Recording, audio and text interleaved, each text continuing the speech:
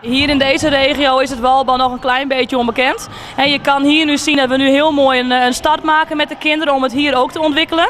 En dat is ook heel goed voor de sport. Maar met name in het noordwesten van Friesland, dus dan moet u denken in de richting van Franeker, ja, daar groeit het enorm.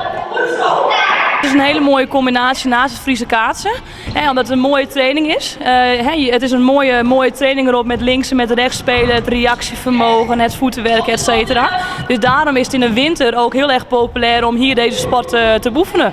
Wat vind je nou leuker? Buitenkaatsen of binnenkaatsen? Buiten. Waarom? Nou ja, dan heb je ook natuur om je heen. Ik denk toch veldkaatsen. Het is meer buiten en ik hou heel veel om buiten te zijn. En ja, ik denk dat ik het wel gewoon wat meer leuker vind. Veldkaatsen of zaalkaatsen? Ik denk zaalkaatsen. Nou, het is meer actie.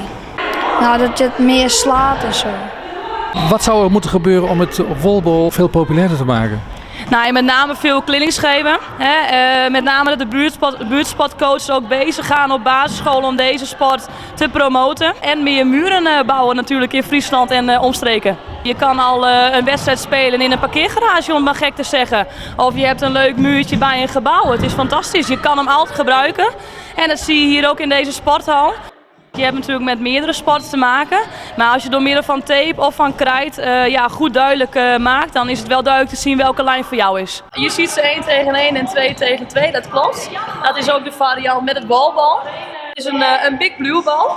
En daar spelen we ook mee in het buitenland. En voor de kinderen hebben we een zachtere bal en die stuit een beetje minder, zodat het voor iedereen goed te doen is.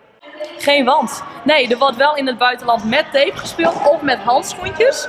Maar dat zijn van stoffen handschoentjes of met blote hand.